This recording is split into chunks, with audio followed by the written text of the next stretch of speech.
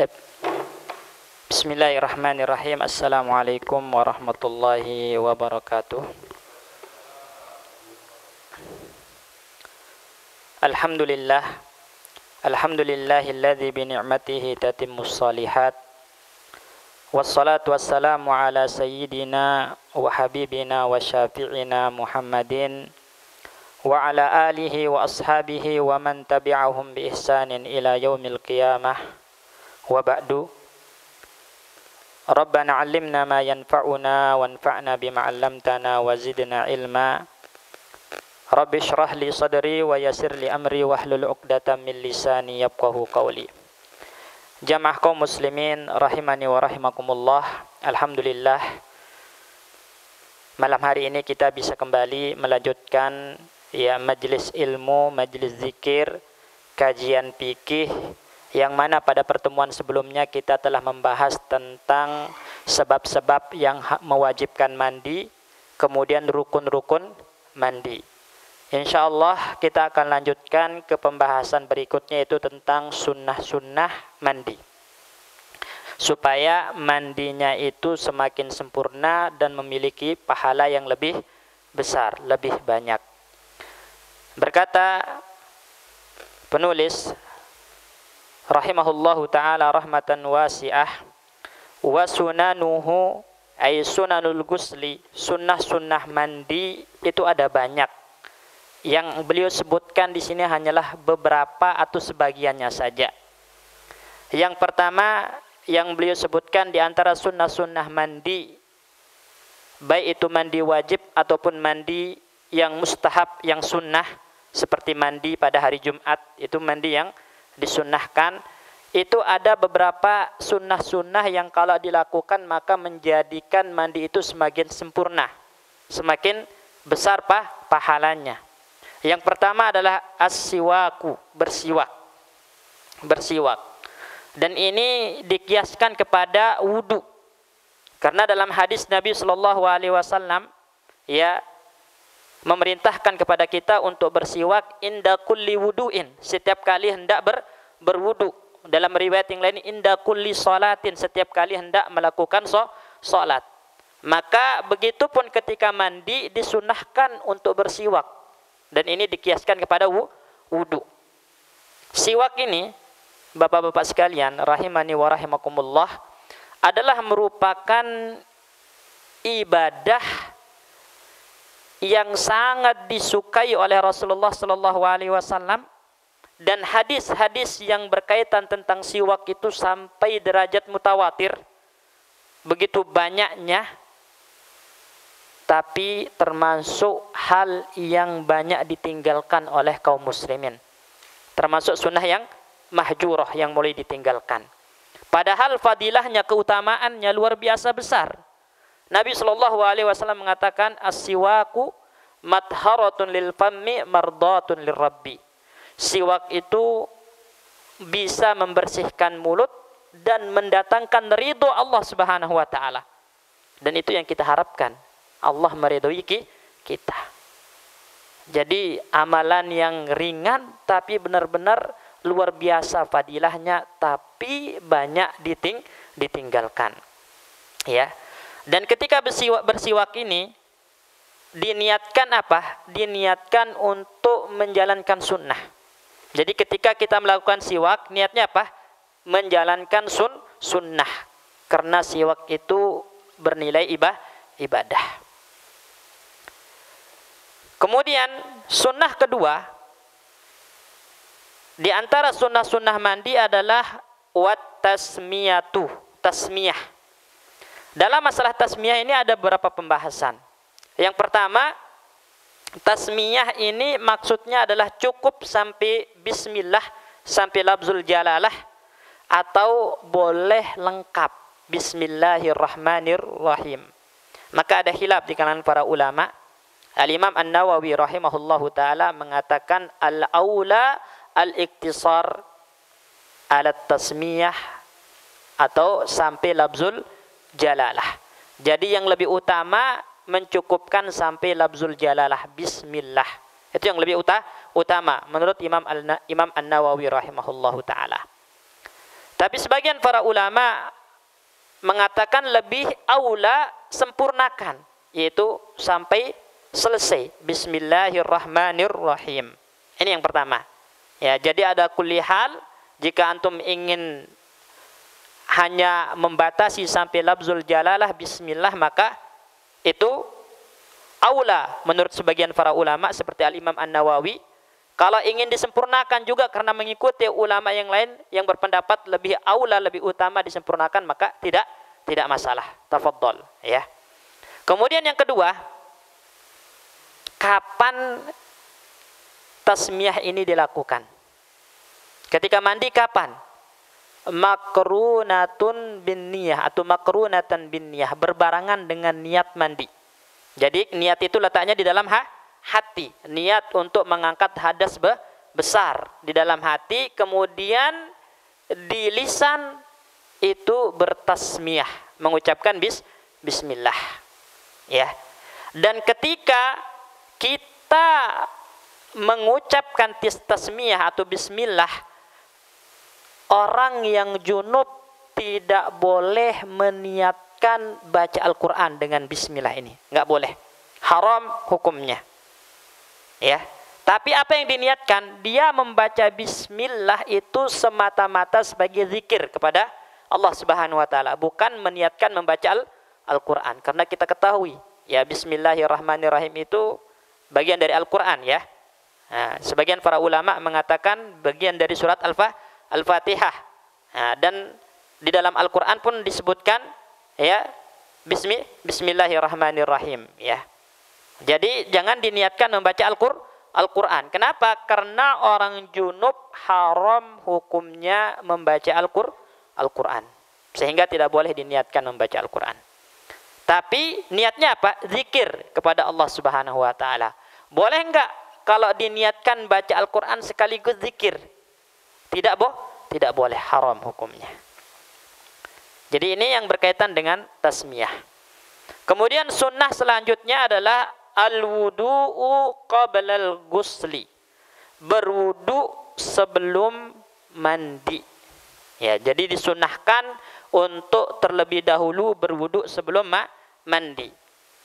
Walaupun, ya, para ulama memberikan gambaran boleh berwudu di tengah-tengah mandi atau setelah mandi. Tapi yang paling afdal, yang lebih utama adalah sebelum mandi. Sebelum mandi itu yang lebih utama. Dan ini yang dikuatkan oleh Al-Imam An-Nawawi rahimahullahu taala, dan juga ini yang dilakukan oleh Nabi sallallahu alaihi wasallam dalam hadis Aisyah radhiyallahu anha. Beliau mengatakan, riwayat Imam Muslim, anna Nabiyya sallallahu alaihi wasallam kana idza igtasala minal janabati bada'a faghasala yadayhi summa tawadda'a wudu'ahu lis-shalah. Nabi sallallahu alaihi wasallam kalau hendak mandi, kata Ummul Mukminin Aisyah, itu diawali dengan mencuci kedua tangannya terlebih dahulu, mencuci kedua telapak tangannya. Kemudian setelah itu berwudu seperti wudu mau sholat. Sebelum mengguyur badan, Nabi lebih terdahulu berwudu. Makanya yang afdal, yang utama adalah berwudu sebelum mandi. Tapi boleh kalau antum ingin mau setelah mandi juga nggak masalah, atau di tengah-tengah pada saat mandi ingin berwudu juga nggak masalah. Kemudian terkait tentang berwudu ini, mana yang lebih utama? Ya, mentuntaskan wudu atau mengakhirkan membasuh kaki. Jadi semua anggota wudu dilakukan, kemudian nanti membasuh kakinya paling akhir setelah mandi. Mana yang lebih utama? Maka para ulama mengatakan al-afdalu ayyukammilahu bi ghaslir rijlaini. Yang lebih utama dia menyempurnakan wudunya sampai membasuh kedua kakinya. Nah, walaupun sebagian para ulama seperti Al-Imam Al-Ghazali berpendapat yang lebih afdal adalah mengakhirkan membasuh kaki. Nanti pada saat selesai mandi baru membasuh kaki. Dan itu ada riwayatnya dalam Sahih Bukhari. Tapi yang lebih afdal adalah menyempurnakan semua anggota wudhunya, baru mengguyur badan dengan air. Kemudian kalau kita berwudu pada saat hendak mandi, itu niatnya apa? Niatnya apa? Niat wudunya apa? Jika sebelum mandi dia memiliki hadas kecil, entah karena buang air kecil atau kentut misalnya, maka dia niat mengangkat hadas kecil. Tapi jika sebelum mandi itu dia tidak memiliki hadas kecil sama sekali, yang ada kan hadas besar karena junub, maka niatnya berwudu adalah untuk menjalankan sunnatul gusli, sunnahnya mandi. Itu niatnya. Jadi saya berwudu dengan niat untuk menjalankan sunnah mandi. Gitu kalau enggak punya hadas kecil. Ya, tapi kalau punya hadas kecil maka niatnya adalah untuk mengangkat hadas kecil tersebut. Kemudian sunnah mandi selanjutnya yang disampaikan di sini adalah wa ta'ahudul ma'atifi, memastikan lipatan-lipatan yang ada di kulit itu terkena air. Ya. Jadi mulai dari ketiak gitu kan, kemudian telinga itu harus dipastikan terbasuh air ini, ya, terbasuh air. Terutama misalnya, mohon maaf kalau kita agak besar perutnya kan, kemudian biasanya perut itu ada lipatan-lipatannya itu ya. Sebagian orang seperti itu. Itu harus diperhatikan dan dipastikan air sampai kepada lipatan-lipatan perut tersebut. Itu namanya ta'ahudul ma'atifi. Ya. Kenapa? Karena supaya dia benar-benar yakin air sampai ke dalam lipatan-lipatan yang ada di kulit. Ya, kulit. Karena lewat ya kita pada pertemuan sebelumnya hadis ya, yang sebagian para ulama menghasankannya, sebagian mengatakan lemah, dan yang paling tepat adalah mauquf kepada sahabat Ali bin Abi Thalib radhiyallahu anhu, bahwasannya beliau mengatakan ya, apabila ada orang yang terlewatkan di kepalanya, di rambutnya satu helai saja tidak terbasuh ketika mandi janabah, maka nanti akan disiksa di neraka dengan ini dan itu, katanya. Menunjukkan berbahayanya ya tidak terbasuhnya seluruh anggota badan ketika mandi. Maka penting untuk ta'ahudul ma'atifi ini, ya, memastikan ya lipatan-lipatan kulit di tubuh ini terbasuh oleh air ketika mandi. Kemudian sunnah-sunnah selanjutnya adalah wa takhlilus sya'ri, ya, menyela-nyela rambut, ya, rambut kepala, janggut, ya. Ini disunnahkan untuk disela-sela, dan ini berdasarkan hadis Nabi sallallahu alaihi wasallam riwayat Imam Muslim, hadis Ummul Mukminin Aisyah radhiyallahu anha yang kita sampaikan tadi. Nabi sallallahu alaihi wasallam jika hendak mandi maka diawali dengan mencuci tangan, kemudian berwudu seperti wudu mau sholat, kemudian summa yudhil asabi'ahu fil ma', kata Ummul Mukminin. Ya, Rasulullah kemudian memasukkan jari jemarinya ke dalam air, fayuhallilu bihi ya usula sya'rihi, kemudian digunakan untuk menyela-nyela ya bagian ya kepala, ke akar-akar rambut, ya. Setelah itu baru menuangkan air di kepala. Supaya apa? Supaya memastikan kulit kepala itu terbasuh. Karena kalau hanya disiram, masih ada kemungkinan air itu tidak sampai kulitnya, terutama untuk orang-orang yang memiliki rambut yang tebal, gitu kan. Maka disela-sela, itu sunnahnya. Begitupun janggut, ya, sama, janggut. Ya, bagaimana caranya tadi? Nabi menyontohkan tangan dimasukkan ke dalam air.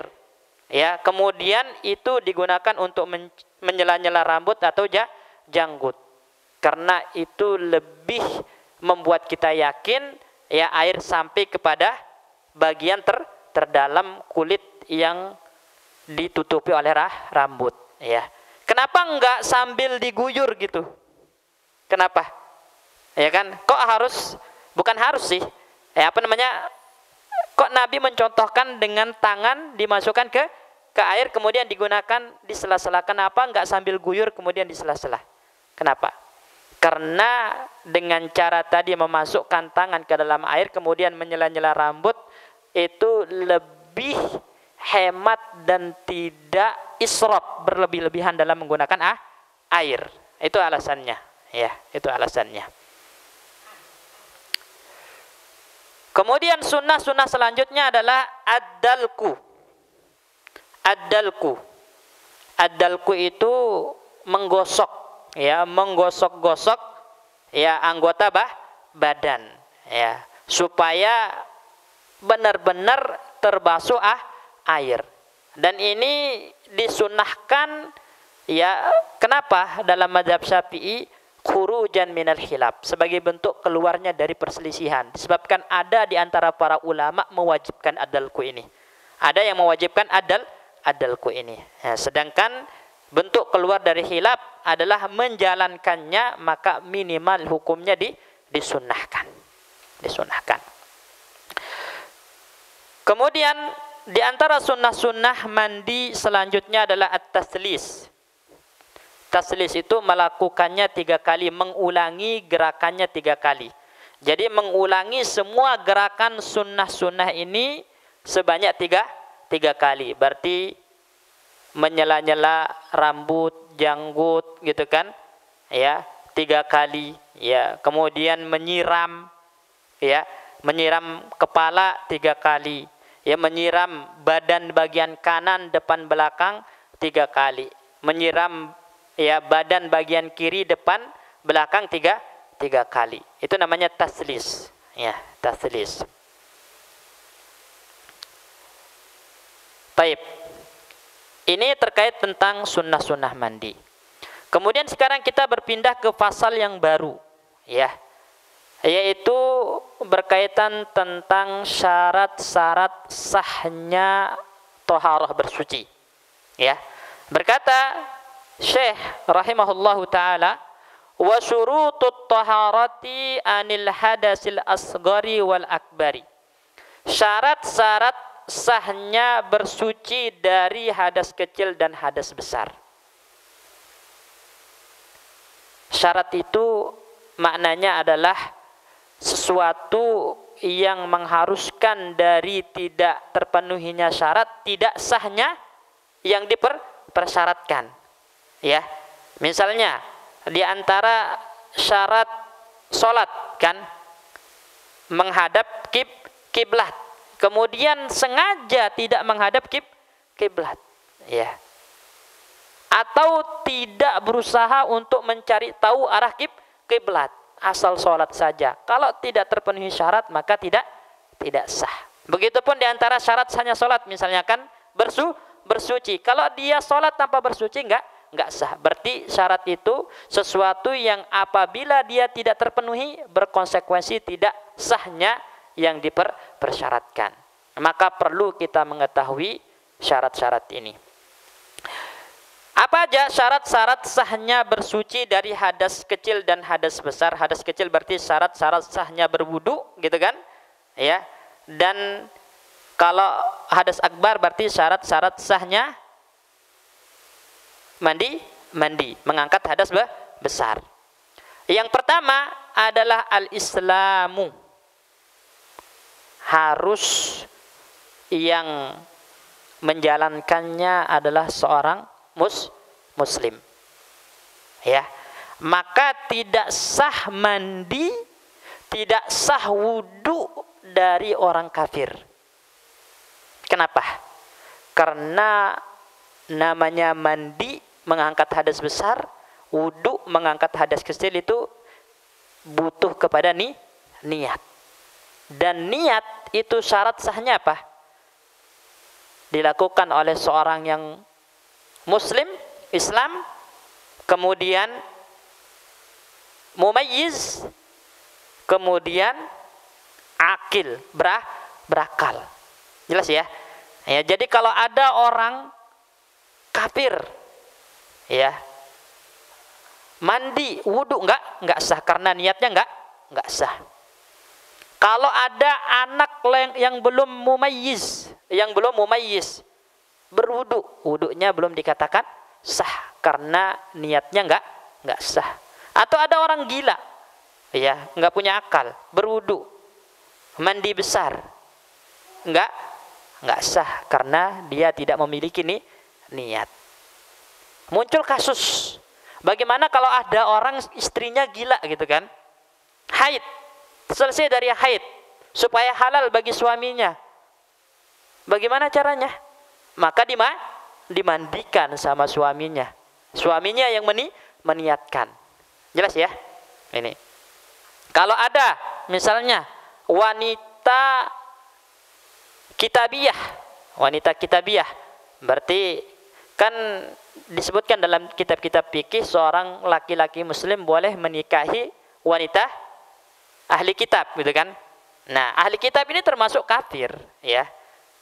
Bagaimana kalau dia haid kemudian bersih supaya halal bagi suaminya, kan enggak sah niatnya kalau mandi. Karena dia kafir, ya. Maka para ulama mengatakan kalau dia menolak untuk mandi, ya, maka suaminya mandikan. Suaminya yang mandikan dan meniatkan. Itu sah. Kalau dia mau mandi disuruh, maka itu membolehkan bagi suaminya untuk istimta, ya, untuk ya mempergaulinya setelah mandi. Tapi walaupun niatnya enggak sah, tapi ini yang termasuk dikecualikan. Baik.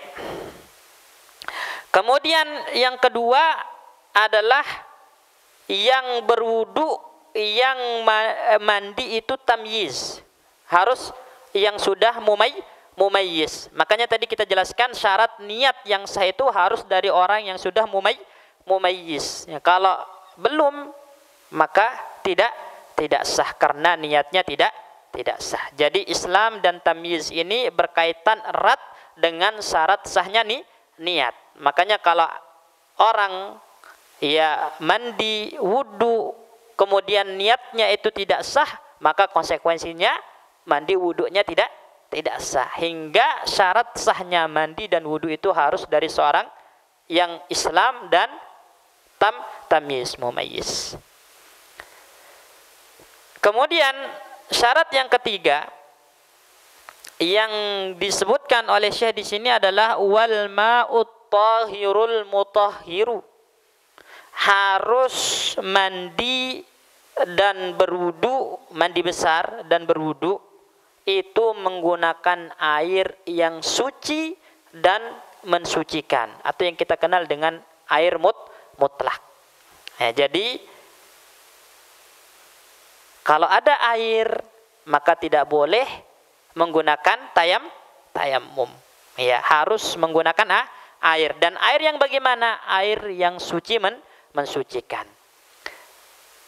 Sebenarnya ya ada 15 syarat ya yang berkaitan tentang mengangkat hadas besar dan hadas kecil ini. Tapi yang disebutkan oleh Syekh di sini cuma 3. Ya, kita sebutkan aja. Syarat yang keempat itu adalah kalau dia seorang perempuan, maka syarat sah mandinya itu harus setelah bersih dari haid dan nifas. Artinya kalau dia masih keluar haidnya, masih keluar nifasnya, kemudian niat mandi suci, enggak sah. Bahkan itu termasuk perbuatan yang haram. Kenapa? Karena itu masuk dalam kategori mempermainkan agama, tala'ub biddin namanya. Ya. Kemudian syarat yang kelima itu adalah kulit, ya. Kulit ini harus bersih dari hal-hal yang bisa menahan sampainya air ke kulit, ya. Jadi harus dipastikan kulit kita ini bersih dari sesuatu yang bisa menghalangi sampainya air ke kulit. Ini syarat sahnya mandi dan wudu. Yang kelima. Kemudian yang keenam, tidak boleh ada di anggota wudu atau anggota badan ketika mandi ini sesuatu yang bisa merubah air dan menghilangkan sifat air mutlak. Menghilangkan sifat air mutlak. Ya, misalnya, ya antum mandi di kepala ada sampunya dulu, gitu kan? Ya kan, itu menjadikan air mutaghayyir, berubah. Ini. Jadi dipastikan di anggota badan, anggota wudu ini tidak ada sesuatu yang merubah air yang bisa menghilangkan kategori air mutlak pada dirinya. Ini. Kemudian syarat yang ketujuh, ini penting, kita harus mengilmui rukun wudu dan rukun mandi. Harus ilmui.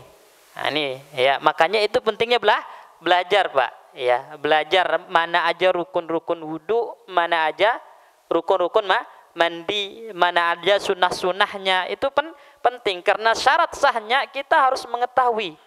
Ya, mana rukun wudu, mana rukun mandi. Ya. Karena nanti punya kaitan dengan syarat selanjutnya, yaitu apa? Jangan sampai dia meyakini yang rukun itu sunnah, gitu. Karena kalau dia meyakini sesuatu yang rukun itu menjadi sunnah, nggak sah, nggak sah. Jadi harus bisa membedakan mana rukun, mana sunnah. Tapi ini ada beberapa kondisi, ya. Orang kalau mandi atau berwudu dan meyakini semua itu adalah rukun, sah nggak? Sah di sini. Kalau meyakini semuanya adalah rukun, sah. Ya. Ini gambaran pertama. Kemudian gambaran yang kedua, orang berwudu atau mandi tapi meyakini semuanya adalah sunnah, nggak ada yang rukun, tidak sah. Tidak sah, ya. Kemudian gambaran yang ketiga, kalau dia meyakini di wudu dan di mandi itu ada sunnah-sunnahnya, ada rukun-rukunnya, tapi tidak memperinci mana sunnah, mana rukun, ya, maka para ulama mentafsir, memperinci. Jika dia adalah orang yang awam, sah mandinya, sah wudunya, ya, dengan catatan dia meyakini dalam mandi dan wudu itu ada hal-hal rukun, ada hal-hal sunnah, walaupun tidak membedakan mana rukun, mana sunnah, sah kalau itu di orang awam. Bagaimana kalau orang yang berilmu, orang yang telah belajar?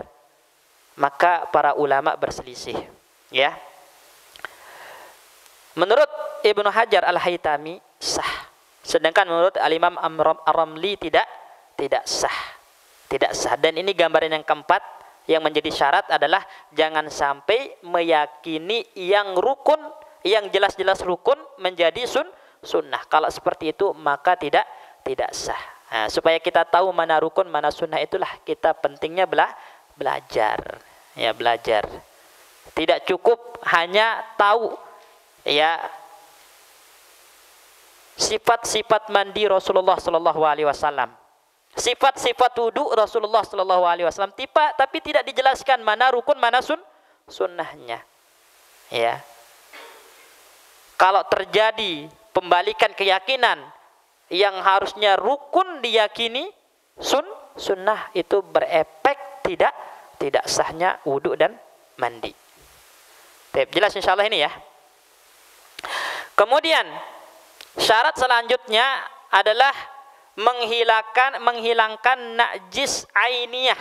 Najis ainiyah, bukan najis hukumiyah ya, tapi najis ainiyah, najis yang memiliki zat ya. Di apa? Di anggota badan ya, di anggota badan. Walaupun hanya 1 kali basuhan. Kalau udah hilang maka sah. Kalau butuh 2 kali basuhan, 3 kali basuhan, pokoknya sampai hilang ainun najasahnya, hilang ain dari najisnya. Kemudian syarat yang ke-10 itu adalah mengalirkan air ke seluruh anggota badan. Ini kalau mandi ya, mengalirkan air ke seluruh anggota badan, dan mengalirkan air di anggota wudu yang dibasuh, bukan yang diusap ya. Nah, yang dicuci apa aja? Fagsilu wujuhakum, wajah itu harus ada air yang mengalir ya, mengalir, menetes ya. Kemudian kedua tangan, kemudian kedua kaki ya, kaki. Sedangkan kalau kepala diusap. Nah, ini jadi harus mengalirkan air di anggota badan ini. Selanjutnya, syarat sahnya mandi dan berwudu itu tahaqqukul muqtadi ya, memastikan sebabnya ada. Sebab wajibnya mandi ada. Sebab wajibnya wudu ada. Ya, jadi harus ya yakin. Kalau ragu-ragu misalnya, apakah tadi saya berhadas atau tidak gitu kan? Ragu-ragu. Kemudian dia berwudu sebagai bentuk kehati-hatian. Dan setelah berwudu ternyata nampak terang baginya, ternyata dia berhadas sebelum berwudu. Sah enggak wudunya? Sah enggak? Enggak sah. Kenapa? Karena enggak yakin dengan sebabnya pada saat dia berwudu. Jelas ya? Makanya harus ya yakin saya berwudu karena berhadas. Jadi yakin ada hadas. Kalau tadi dia ragu apakah berhadas atau tidak, kemudian berwudu untuk kehati-hatian. Setelah berwudu jelas baginya ternyata tadi berhadas, itu enggak sah. Ya, kenapa? Karena tidak tahaqqukul muqtadi, tidak memastikan secara pasti sebab wajibnya ada. Makanya sebelum melakukan wudu, sebelum melakukan mandi itu harus memastikan sebabnya ada. Baik. Tapi kalau setelah dia berwudu, tadi misalnya dia berwudu hati-hati, setelah berwudu belum jelas apakah dia tadi berhadas atau tidak, masih samar gitu, maka wudunya sah. Wudunya sah. Kalau jelas setelah berwudu ternyata tadi berhadas, itu yang enggak sah, harus diulang wudunya. Jelas ya?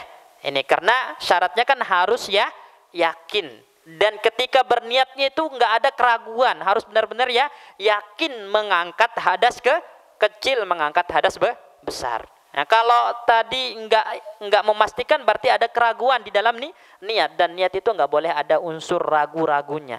Namanya niat itu harus ya yakin, harus pasti.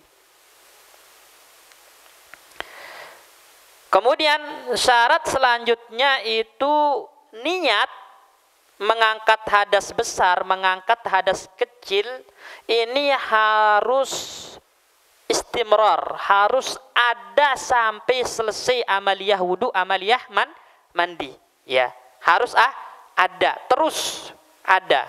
Itu namanya istishabun niyah ya, secara hukum harus terus ada. Maksudnya apa? Jangan sampai niatnya diputus, baik dengan cara memalingkannya kepada hal yang lain ya, atau dengan cara murtad. Jadi dalam sholat ini akan lebih nampak. Misalnya orang kan kalau sholat itu kan niat kapan? Dari takbiratul ihram, niat untuk sholat, dan niat ini harus ya yakin, sifatnya jazam. Kemudian muncul di tengah-tengah ketika sholat itu ada keraguan-raguan atau niatnya diputus, itu nggak boleh, berkonsekuensi nggak sah. Itu kan karena harus istimrarun niyah, niat itu harus ada. Nah, ini begitupun dalam wudu, niat itu harus ada, tidak boleh dibatalkan di tengah-tengah, dipalingkan kepada niat yang lain atau terjadi perbuatan murtad. Ini karena murtad itu menafikan niat. Ya, kalau murtad berarti nggak sah niatnya jadinya. Karena yang berniat itu harus seorang muslim Islam tadi syarat niat. Kemudian syarat selanjutnya ini masih berhubungan dengan niat, itu nggak boleh ditaklik, nggak boleh ditaklik. Antum bilang misalnya nawaitul wudu insyaallah, saya berniat untuk wudu insyaallah. Saya berniat untuk mengangkat hadas besar insyaallah. Itu nggak boleh. Kenapa? Karena berarti nggak jazm. Ya, kan niat itu harus pasti. Ya, pasti yakin. Nah, kalau insyaallah itu menunjukkan ada unsur-unsur ketidakyakinan, keraguan. Makanya nggak boleh ditaklik niat ini. Dan syarat yang terakhir ini khusus untuk orang-orang yang memiliki gangguan hadas yang terus menerus. Ya, hadas yang terus menerus itu maksudnya adalah beser gitu kan, ya, tidak berhenti-henti. Itu maka syarat sah toharohnya adalah telah masuk waktu sholat. Telah masuk waktu sholat. Jadi kalau belum masuk waktu sholat, dia udah berwudu, nggak sah. Kenapa? Karena akan berhadas lagi. Jadi syaratnya adalah telah masuk waktu sholat, dia berwudu, maka kalau masih keluar itu yang dimaafkan. Itu yang dimaafkan. Jelas ya? Nah, ini penting ini karena kadang-kadang mungkin ada di antara kita atau keluarga kita yang diuji dengan penyakit semacam ini, maka ya diperhatikan wudunya itu bukan sebelum masuk waktu sholat, tapi setelah masuk waktu sholat. Ini. Baik, kemudian Syekh mengatakan sini fala yasihu raf'ul hadasi wala izalatun najasi illa bil ma'il mutlaqi. Maka ketika syarat ya media atau air yang boleh digunakan untuk mandi berwudu itu haruslah air yang suci dan mensucikan atau air mutlak. Konsekuensinya kalau dia bukan air yang mutlak, air yang suci mensucikan, tidak sah digunakan untuk mengangkat hadas besar maupun kecil. Tidak sah untuk ya mandi janabah, tidak sah untuk berwudu, termasuk tidak sah untuk menghilangkan najis. Karena yang bisa mensucikan baik itu menghilangkan najis atau mengangkat hadas besar dan kecil haruslah air yang suci dan mensucikan atau yang kita kenal dengan air mutlak. Apa itu air mutlak? Nah, wa huwa ma nazala minas sama'i aw naba'a minal ardi, yaitu air yang turun dari langit ataupun yang keluar dari tanah. Nah, kalau yang turun dari langit itu berarti apa? Air hujan, ya kan? Ya. Al-bard as-salj. Ya, al-bard itu ya air yang turun dari langit, ya, kemudian setelahnya sampai itu membeku. Nah, itu namanya salj, itu namanya salj. Ya. Ya, kalau al-bard itu yang turun membeku kemudian setelah sampai itu mencair. Itu semuanya turun dari langit itu. Sedangkan air yang dari tanah itu seperti air sungai, air laut, air sumur, mata air. Tapi intinya akan kembali ke satu. Semuanya dinamakan dengan air. Selama masih dinamakan dengan air, maka sah digunakan untuk bersuci. Ya, berbeda nanti air yang suci tapi tidak mensucikan. Contohnya adalah air yang sudah tercampur benda suci. Tercampur benda suci yang larut, misalnya kopi, Pak. Ya, air mutlak. Ya, antum masak air nggak namanya? Air kan, kita namakan air. Kemudian kita tuangkan kopi. Kopi itu benda suci nggak? Suci. Larut nggak? Larut. Sekarang kalau udah ada kopi yang bercampur masih dinamakan air atau kopi namanya? Kopi, udah bukan air lagi. Suci tapi tidak mensucikan. Jelas ya? Ini. Sama jus juga kan? Ya, walaupun ada air tapi nggak dinamakan air. Jus ya jus namanya. Seperti itu. Ya. Jadi mutlak itu berarti nggak ada embel-embelnya. Ya, tetap air antum bilang. Nah, air sungai kan ada embel-embel sungainya. Ya orang namakan air, gitu kan? Ya.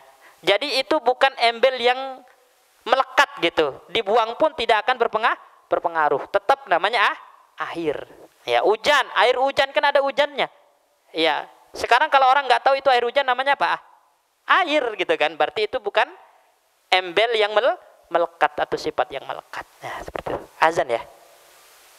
Ya, mungkin insya Allah nanti kita lanjutkan ya pembahasan lebih rinci terkait tentang macam-macam air yang bisa digunakan untuk bersuci pada pertemuan selanjutnya. Barakallahu fikum, jazakumullah khairan. Kita tutup dengan doa kafaratul majlis. Subhanakallahumma bihamdika asyhadu an la ilaha illa anta astaghfiruka wa atubu ilaik. Assalamualaikum warahmatullahi wabarakatuh.